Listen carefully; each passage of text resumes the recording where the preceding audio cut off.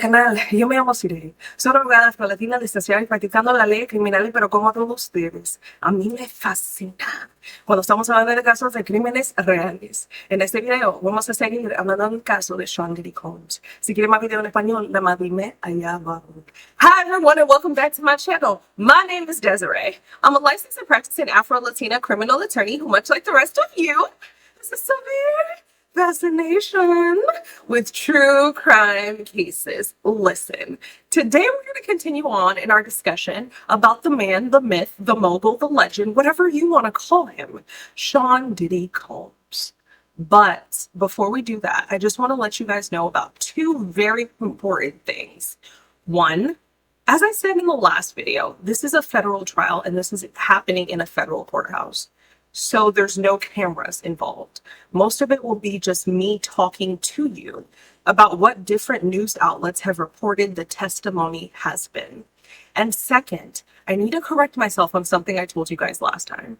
I told you that Diddy was indicted on 3 charges. And although that's true, there has since been a superseding indictment that has added 2 additional charges. A superseding indictment is an indictment that just corrects an original indictment. Some types of corrections are corrections to name, date, place, time, but it can also add or remove charges. Here, a superseding or multiple superseding indictments were filed in Diddy's case, and he was charged with 2 additional counts of sex trafficking with forced fraud and coercion and transportation for the purposes of prostitution. We already went through the elements of all those and the possible penalties last time, so I'm not going to discuss them again, but I just wanted to let you know we are dealing with 5 charges here. Now with that completely clarified, let's get into the first full week of Diddy's trial. The first week of Diddy's trial began on Monday, May 12th of 2025. Beginning of that day, they did jury selection, but jury selection is a lot different than what happens in state courts, and I kind of want to tell you guys about it. So in federal court, in essence, the court does the jury selection, and I'll explain. The jurors pre-fill out questionnaires. The questionnaires are given to each side. Each side has an opportunity to address any concerns that it has with the prospective jurors, with the court, but ultimately, the court is the person or the one that asks the questions, okay? And when I say the court, I'm saying the judge. The judge is the one that asks the questions. In state court, it's kind of somewhat of a mix. So in essence, in state court, what happens is that the court will ask the questions, but then each side is given an opportunity to ask their own additional questions directly to the jurors. That's just not how it happens here. But in both state and federal court, each side does still have an opportunity to strike a limited number of jurors and determine the ultimate people who will sit as official jurors for the trial. There are 2 different types of strikes that can be exercised, peremptory and for cause. Peremptory strikes are used to kick a juror for any reason at all, so long as the reason is not an illegal one. So for example, you can kick people for whatever you want when you're using a peremptory strike, but you can't do it for race, religion, gender, ethnicity, or any of those types of categories. It's my understanding that at some point during Diddy's trial, Diddy's lead defense attorney, Marc Agnifilo, raised a Batson challenge. A Batson challenge occurs when one side believes that another side is using a peremptory challenge to strike people based on one of those categories I just mentioned. Race, religion, gender, ethnicity, something like that. Whenever a Batson challenge occurs, it's up to the other side to articulate race-neutral reasons why the people that were stricken were indeed stricken. And that's what happened here. After Marc Agnifilo raised his Batson challenge, it's my understanding that AUSA Maureen Comey went through each of the Black jurors that were stricken from the jury and explained why they were stricken, and it had nothing to do with race.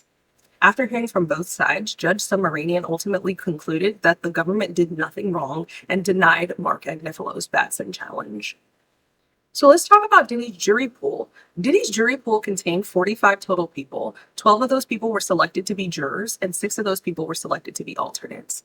I'm explaining this because I think it really does depend on the court, the system, the parties involved, how many total jurors you have for the pool. I've had trials where I've had 60 total jurors. I've had trials where I've had 75 total jurors. I've had trials where I've had 50 total jurors. So it kind of just depends here. Here, the jury pool was only 45 jurors, and I don't know, I found that a little bit interesting.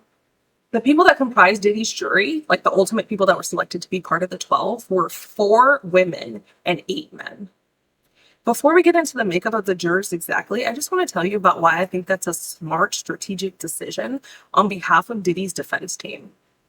When you're dealing with these types of charges, and when you're dealing with allegations of this nature, specifically that your male client abused women, the last thing you want to do is try to excuse your male client's behavior to other women. That just is what it is. So I would say, just as far as the makeup of the jury is concerned, it was kind of leaning towards defense's favor. Specifically, and I'm only talking about gender, the fact that there are 8 men total versus 4 women. And I know you guys might ask me, well, Desiree, doesn't the prosecution also have a hand in jury selection? They do. They do. But I'm just saying, the fact that 8 total men were on that jury and 4 women were on that jury, I would say that leans slightly more in Diddy's favor. Diddy's 12 total jurors range in age from 30 to 74. Although their identities are going to remain anonymous, there is some information that I learned about each of them that I thought would be important to note in this video. Before we go through them individually, I just want to note, if I say juror number 1, that doesn't actually correspond to this juror's number. It's just how I'm going to order them. It's just a random list. Juror number 1 is a 69-year-old male from Manhattan who works as an actor and a massage therapist. Juror number 2 is a 31-year-old male from Manhattan who works as an investment analyst. Juror number 3 is a 51-year-old male scientist from Manhattan. Juror number 4 is a 30-year-old female from the Bronx who works as a deli clerk. Juror number 5 is a 42-year-old female from Manhattan who is an aide in a nursing home. Juror number 6 is a 41-year-old male from the Bronx who works in communications at a correctional facility. Juror number 7 is a 68-year-old male from Westchester County who is retired from his work in banking. Juror number 8 is also a 68-year-old male who is also from Westchester County, and he is retired as well, but his work was in telecommunications. Juror number 9 is a 43-year-old female from Westchester County who works as a physician's assistant. Juror number 10 is a 39-year-old male from the Bronx who is a social worker. Juror number 11 is a 67-year-old male from Westchester County who works as a logistics analyst. And juror number 12 is a 74-year-old female from Manhattan who works as a treatment coordinator. Because I absolutely adore you guys, and I wanted to be as detailed as humanly possible, I went through and I did my work, and I wanted to figure out who exactly were the alternates on Diddy's jury panel as well. And I will tell you that this is what I found out. Diddy's alternates are comprised of 4 men and 2 women. We can disagree on this point, but I think generally speaking, I'm gonna just give the jury selection process to Diddy's team, okay? I think Diddy's team kind of slayed it. And I'm just talking about in terms of gender and optics, right? As I said to you guys just 3 seconds ago or earlier in this video, if you're doing allegations or if people are gonna be listening to allegations of this nature, it's just kind of like, you don't want a lot of women to be listening to a man and allegations that this man abused women. That's just not the move. Do you know what I'm saying? So generally speaking, I'm just going to give 1 point over here, Team Diddy, because I think they did their big one on this one. Let's talk a little bit more about what I've learned about the alternate jurors. The alternate jurors range in age from 24 to 71. Alternate number 1 is a 57-year-old male architect. Alternate number 2 is a 35-year-old male who is currently unemployed. Alternate number 3 is a 40-year-old male physician. Alternate number 4 is a 37-year-old male who works as an officer at an international organization. Alternate number 5 is a 24-year-old female who works as a site operator. And alternate number 6 is a 71-year-old female who is a nonprofit employee. After the parties determined who would be seated as a juror on this case, the jurors were sworn in and opening statements began. It's my understanding that on behalf of the government, AUSA Emily Johnson delivered the opening statement, while on behalf of Diddy, defense attorney Teny Geragos delivered the opening statement. As I previously stated, there's no cameras allowed in the courtroom, but what I did see was that Law and Crime created an AI generative form of opening statements using actual transcripts of what was actually said in court. So I want you guys to take a listen. We will now begin with opening statements. Is the government prepared to proceed? Yes, Your Honor. All right, you may proceed. This is Sean Combs. To the public, he was Puff Daddy, or Diddy, a cultural icon, a businessman larger than life. But there was another side to him, a side that ran a criminal enterprise. During this trial, you are going to hear about 20 years of the defendant's crimes, But he didn't do it alone. He had an inner circle of bodyguards and high-ranking employees who helped him commit crimes and helped him cover them up. Kidnapping, arson, drugs, sex crimes, bribery, and obstruction. These are just some of the crimes that the defendant and his inner circle committed again and again. You are going to hear about all of them during this trial. Let's start now with just one night. The defendant was on the hunt for his girlfriend, a woman named Cassie. For years, the defendant physically abused Cassie. He also sexually exploited her, forcing her to have sex with male escorts while he watched and recorded it. But that night, the defendant learned he had lost control of Cassie. He found out Cassie was seeing another man. Furious, he set out to find Cassie and that other man, but he couldn't do it by himself. So he took his gun and he took his bodyguard, one of his most loyal lieutenants, to wake up one of the defendant's employees in the middle of the night. The defendant yelled that he was going to kill the man Cassie was with. He demanded that his employee take him to that man's home. The defendant forced the employee out of her apartment and into an SUV. They drove to the house. The defendant and his bodyguard broke in, but no one was there. The defendant did give up. He kept looking for Cassie. When he finally found her, he did what he had done countless times before. He beat her brutally, kicking her in the back and flinging her around like a rag doll. All of that violence wasn't enough, though. The defendant had to make sure he had control over Cassie once again, so he threatened her. The defendant told Cassie that if she defied him again, he would publicly release the videos of her having sex with male escorts that he kept as blackmail. Souvenirs of the most humiliating nights of her life. This was just one night in the defendant's 2 decades of crime. In one night, he and his lieutenant kidnapped an employee, broke into a man's house, and the defendant beat and blackmailed his girlfriend. And as you will learn, this was just the tip of the iceberg. These are not the only crimes the defendant committed. That's not the only time he kidnapped someone, and Cassie is not the only woman he beat or sexually exploited. For 20 years, the defendant, with the help of his trusted inner circle, committed crime after crime. That's why we're here today. That's what this case is about. Good morning. Sean Combs is a complicated man, but this is not a complicated case. This case is about love, jealousy, infidelity, and money.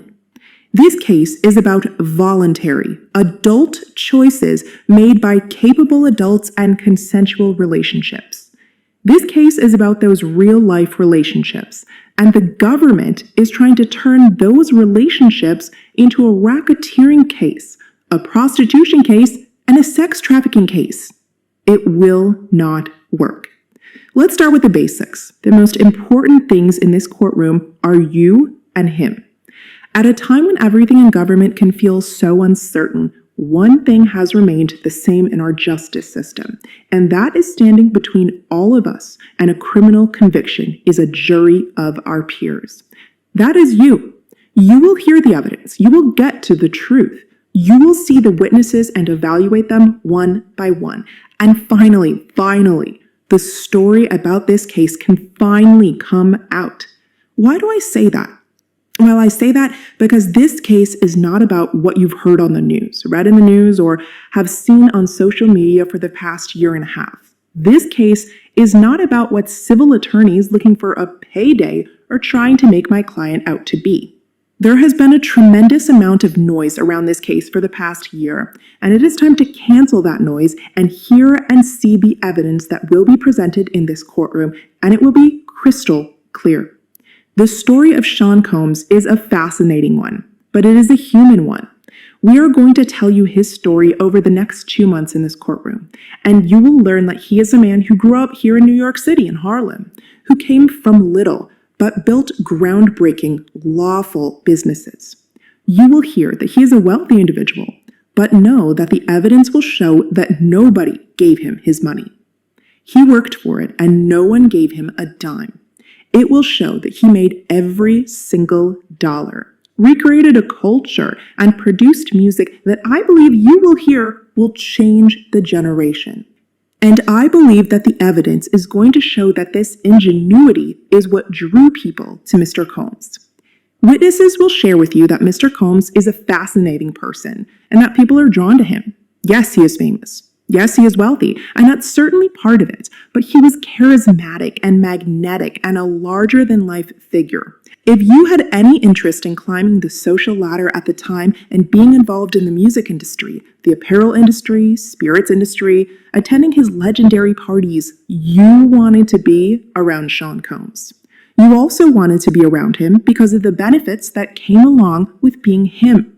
As you listen to the evidence in this case, try to remember why that matters. Try to remember why people stayed around him and why it matters. I expect it will matter to you as the jury because he gave people opportunities and gave people chances to work at his companies. They believed he had a vision that few others had, and for the most part, I believe the evidence will show you that they loved him. I don't think that the witnesses will tell you they always liked what he did or how he behaved, but the real-time text messages that you will review in this case show that people really loved him. And they believed that by being with Sean Combs, they were part of something special.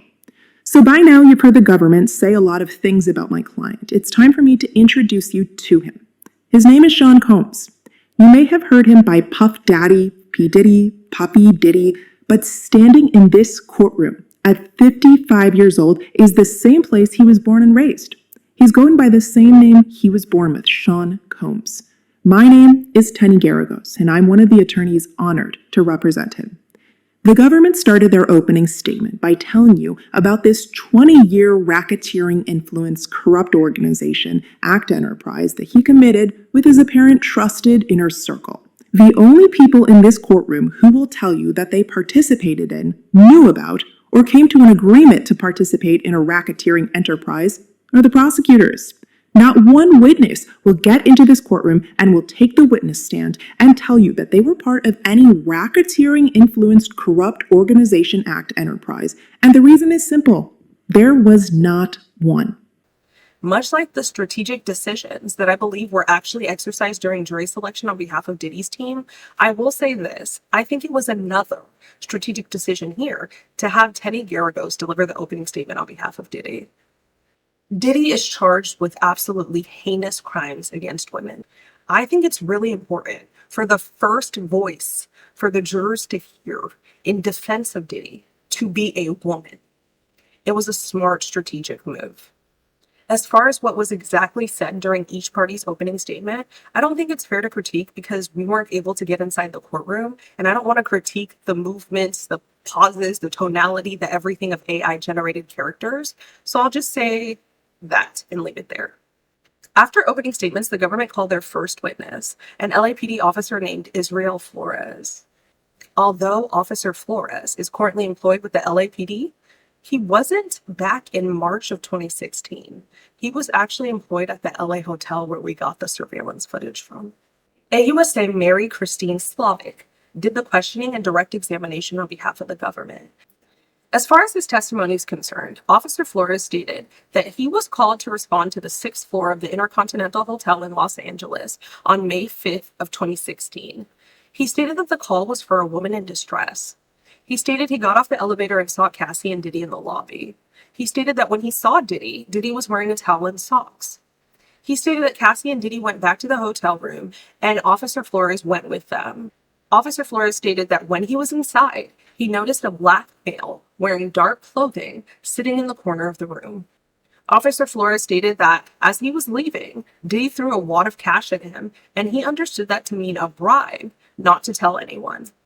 Also, and most importantly, what the government was able to get in through Officer Florez was the entirety of the surveillance footage of the incident that occurred between Diddy and Cassie in March of 2016.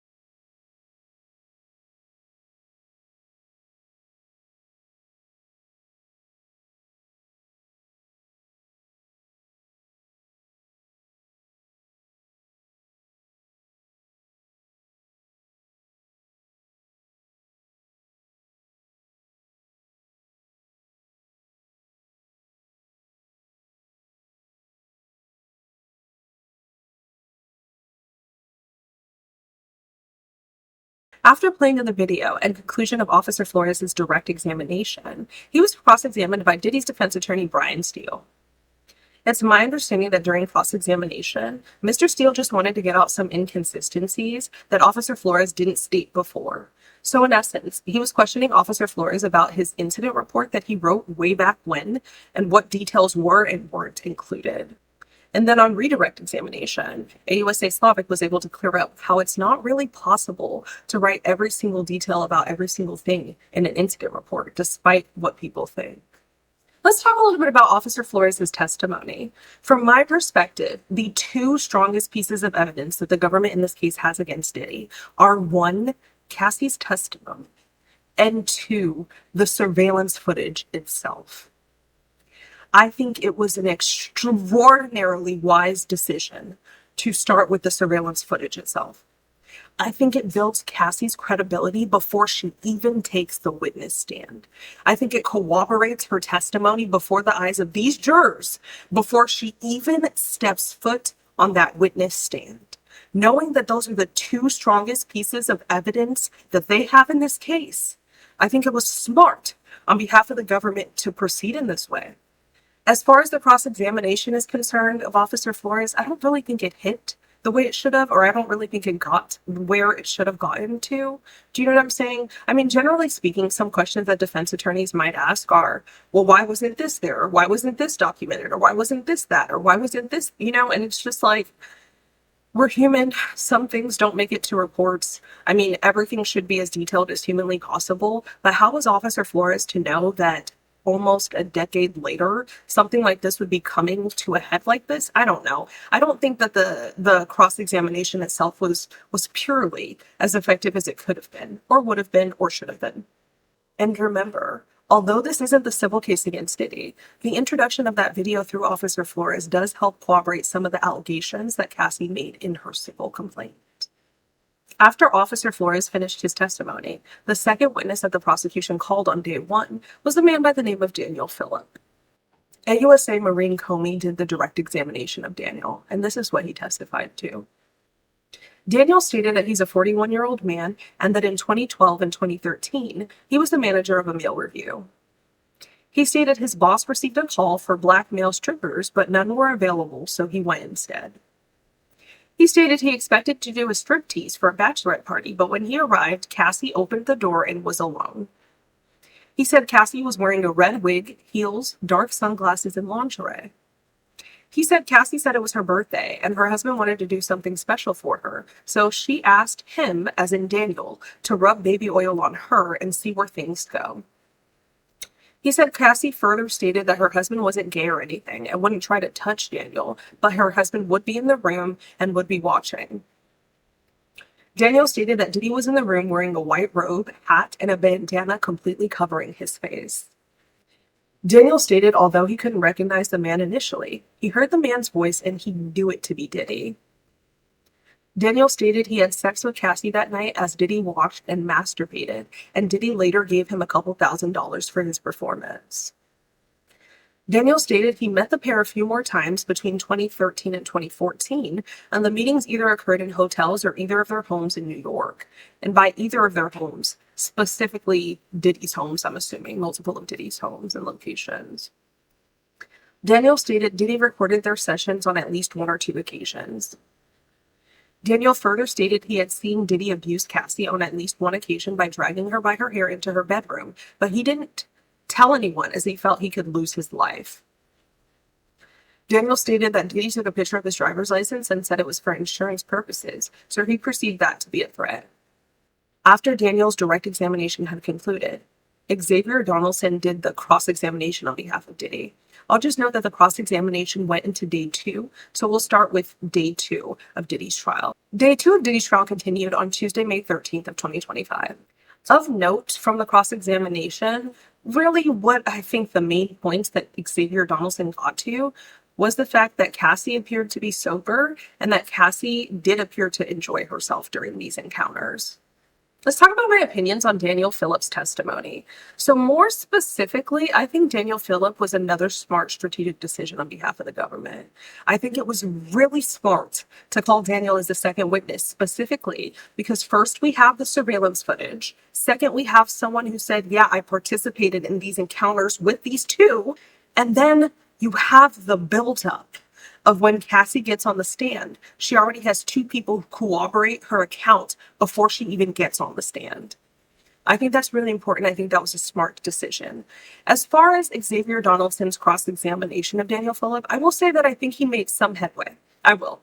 Cassie's going to take the stand and say that she was intoxicated during most of these encounters. And to hear it from someone who participated in one such encounter with the couple, he says that Cassie was sober and seemed to be enjoying herself. I do think that kind of discredits her just a smidge. I will tell you guys, though, I don't believe that Daniel Phillip was the person that was inside the room that Officer Florez testified that he saw inside the room in that LA hotel room, specifically because Daniel said that his encounters with the pair happened in New York. I mean, not to say that he couldn't have gotten flown out or whatever, but I think it's more likely that another participant was in that room in LA. So the third witness that the government was going to call was Cassie. But prior to the government calling her, Diddy's defense attorney, Teny Geragos, actually made a motion to preclude her husband, Alex Fine, from sitting in during certain portions of Cassie's testimony. Teny told the court that the defense might need to call Alex Fine as a rebuttal witness should Cassie take the stand and testify that Diddy, R-A-P-E-D, her, in the summer or fall of 2018. Teny also informed the court that defense had absolutely no objection to Alex remaining in the courtroom until that portion of her testimony would arise, should it even arise. Prior to issuing its ruling, the court did note that defense didn't even endorse Alex Fine as a witness, and the court did inform defense that it needs to give the government more notice than just making a motion in the middle of trial. Ultimately, the court did grant the motion, and it did preclude Alex from sitting in that specific portion of Cassie's testimony. Let me explain why that happened. An order of sequestration is what it's called in my jurisdiction, the jurisdiction I practice in, but basically it's called different things throughout different jurisdictions. And an order of sequestration merely is, Judge, we don't want all the witnesses' testimony to be tainted. Okay, so while one of the witnesses is testifying, we're asking the court to preclude other witnesses from hearing that testimony. So that way, when they eventually testify, their recollection and their testimony is their own. It is absolutely not uncommon. It is absolutely not uncommon. Matter of fact, I'll go further. I'll go a step further. I'll say it's pretty much standard for the courts to issue an order of sequestration. And it looks like that's what happened here. There is an exception to the order that I will tell you guys about just because it might be applicable. Let's assume that Alex testified first. Okay, let's assume Alex testified first and Cassie was going to testify second. There's really nothing to exclude. The order of sequestration wouldn't be in effect to Alex because he already testified. So my testimony is absolutely already my own because I already testified. So I'm going to sit here and support my wife, you know? So if the witness has already testified, they're not precluded from sitting in during other witness testimony if they choose to do that.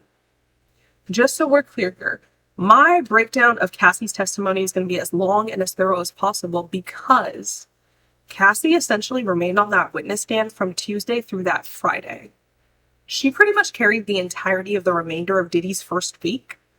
And so I want you guys to know why the explanation of her testimony is going to take so much time. AUSA Emily Johnson did the direct examination on behalf of the government. Cassie stated she was in an 11-year relationship with Diddy and some of their arguments would result in some form of physical abuse. This is a direct quote from Cassie. She stated that Diddy would smash me in my head, knock me over, drag me, kick me, and stomp me in the head if I was down. When asked how frequently that would occur, Cassie responded too frequently. Cassie further testified that she suffered injuries from abuse, including knots on her forehead, busted lips, and bruises all over her body. Cassie was shown a still image of the 2016 surveillance video and stated it was an image of her leaving after an encounter they called a freak-off. When asked to explain what freak-offs were, Cassie stated within the first year of her relationship with Diddy, he informed her he was interested in voyeurism and wanted to watch her be with another man. Cassie stated she would hire escorts and set up an experience to perform for Diddy.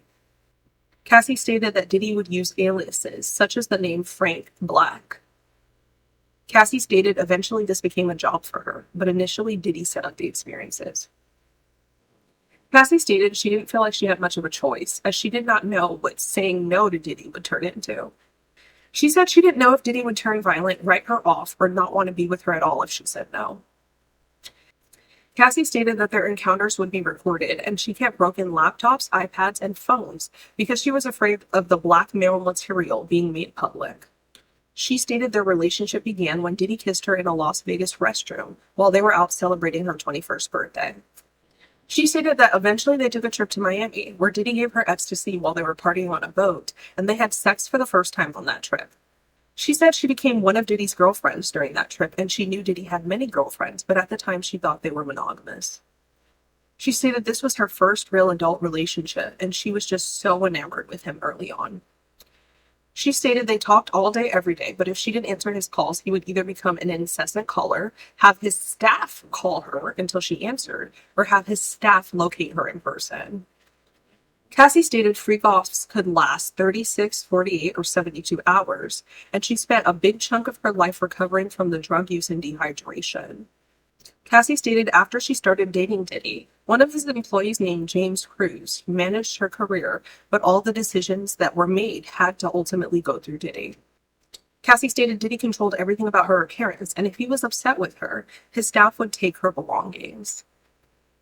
Cassie stated during one night when her and Diddy were having a freak-off, one of Diddy's security guards entered the room and said that Suge Knight was at a diner close by. Cassie stated that Diddy and the security guards and everyone else quickly packed up and drove down to the diner. Cassie stated she was fearful when they did that. Cassie stated hotels were often trashed after freak-offs, and Diddy's staff would clean them. Cassie stated that escorts were paid between $1,500 and $6,000 for the encounters, and Diddy would often ask her to make sure that the escorts were not cops. Cassie stated that some of the escorts participated in freak-offs in multiple states. Cassie stated Diddy hit her too many times, and she would never fight back. Cassie's testimony took us into day 3 of the trial. Before we get into day 3 and resume with her testimony, let me explain my thoughts on what happened so far. I think Cassie is coming across really well. I do. I think Cassie is coming across really credibly. She's testifying about everything that's happened so far. I don't feel like there's any inconsistencies in what she previously said in her civil suit to what she is saying now. I think she's looking really good so far, but it's only the beginning. So let's get into the second day of Cassie's testimony, which is day 3 of the trial.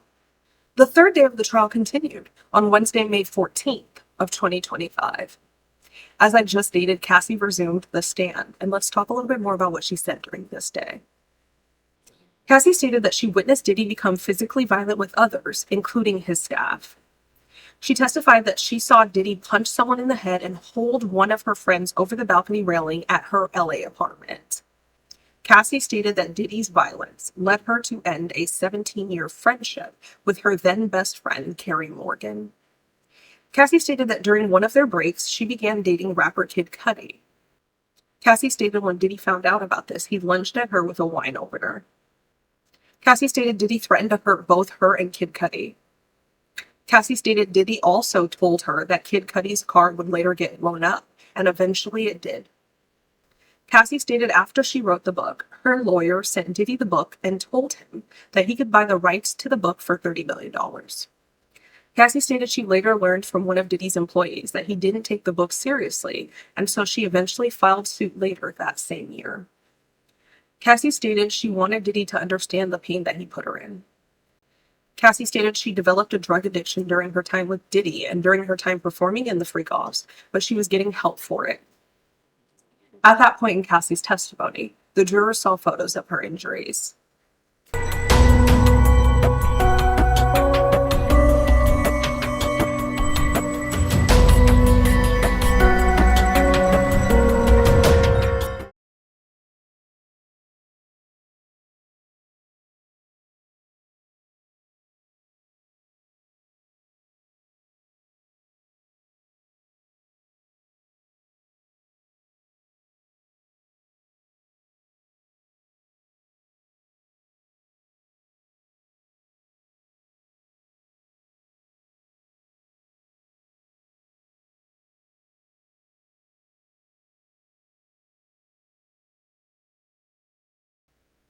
Before we get into Cassie's cross-examination, let me give you some of my opinions on the direct examination that occurred here.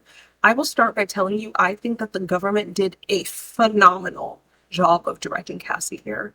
Of special note of importance, at least to me, is the fact that the government only directed her for a day and a half. I think that's important because in some of my recaps on some other trials that we've discussed on this channel, I've talked to you about how I feel like attorneys can do overkill.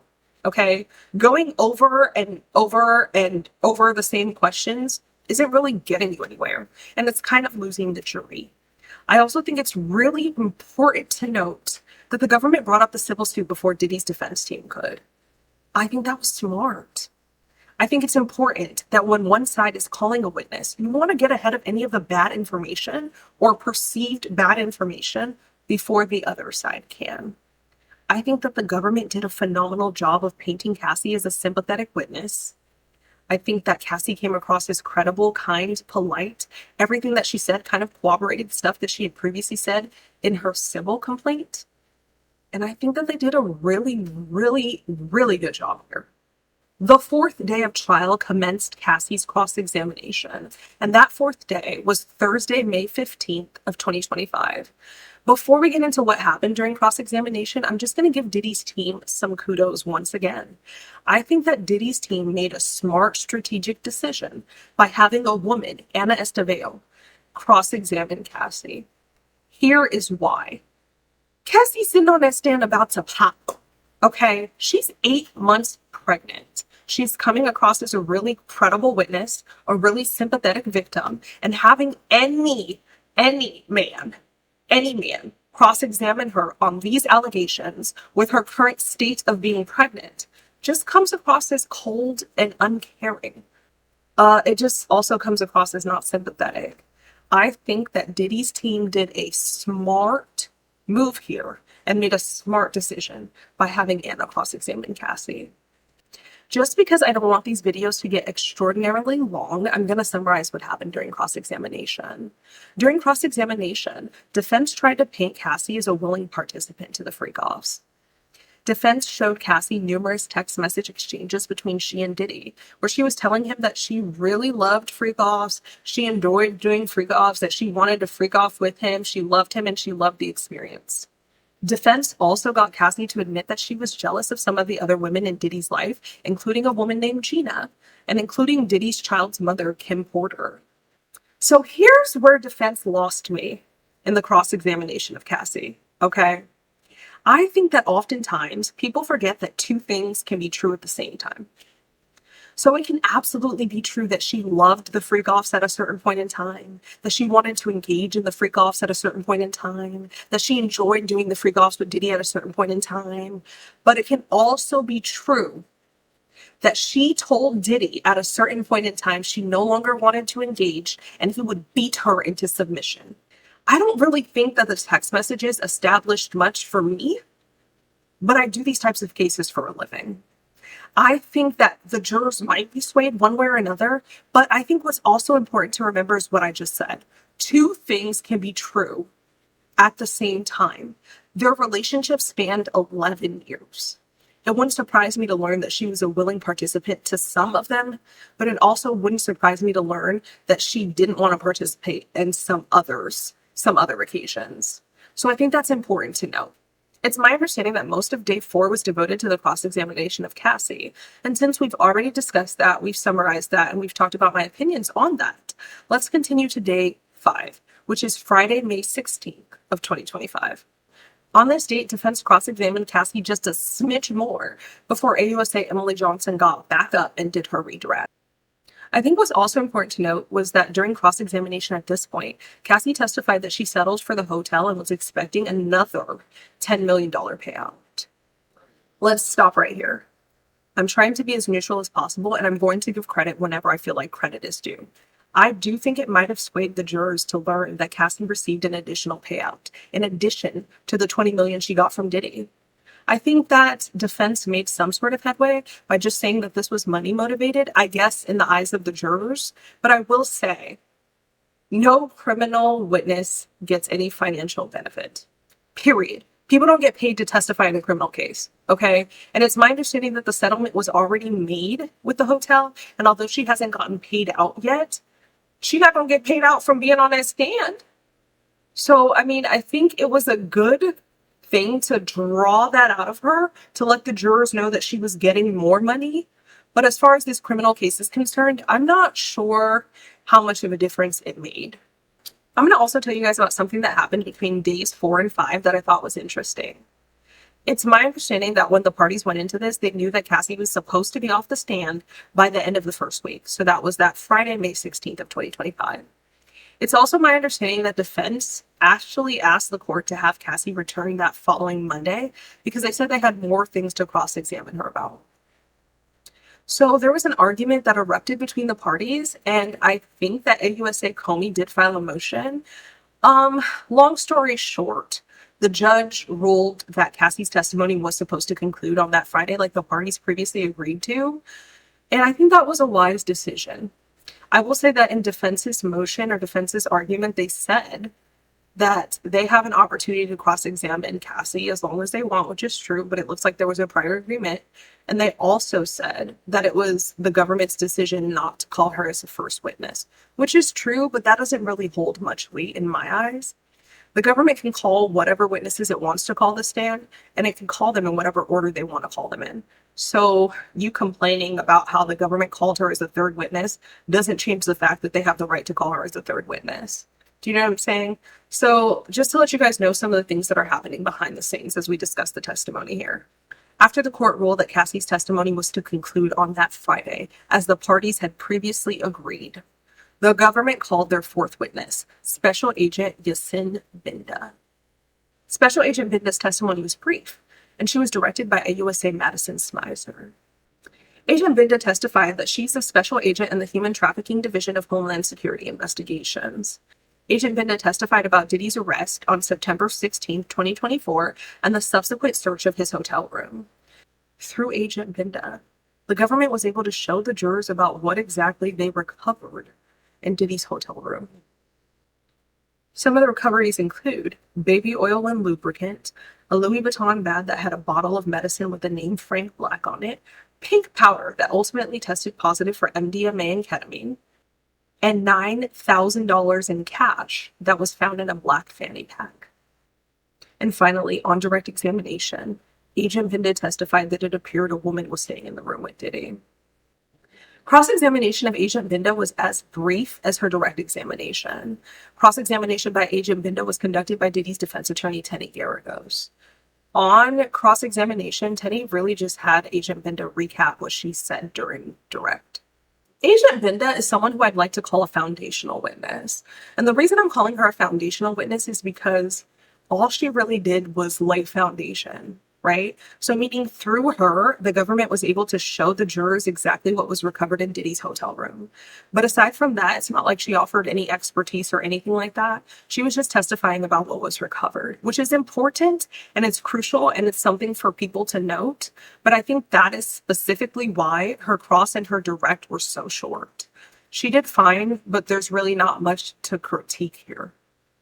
Witness 5 that was called to the stand was one of Diddy's former bandmates, a woman by the name of Richaard. Dawn's direct examination was done by AUSA Mitzi Steiner. Dawn testified she witnessed Diddy grab a skillet and hit Cassie in the head with it.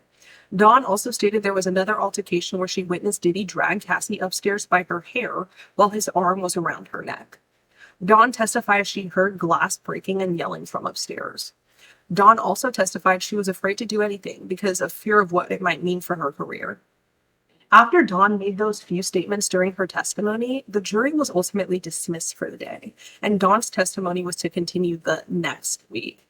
It's my understanding that after Dawn was excused from the stand, the parties had a brief argument about whether she should be allowed to return the upcoming Monday. It's my understanding that Diddy's defense attorney, specifically Marc Agnifilo, was really upset about Dawn's testimony, and they didn't want the jurors to hear anything more from her.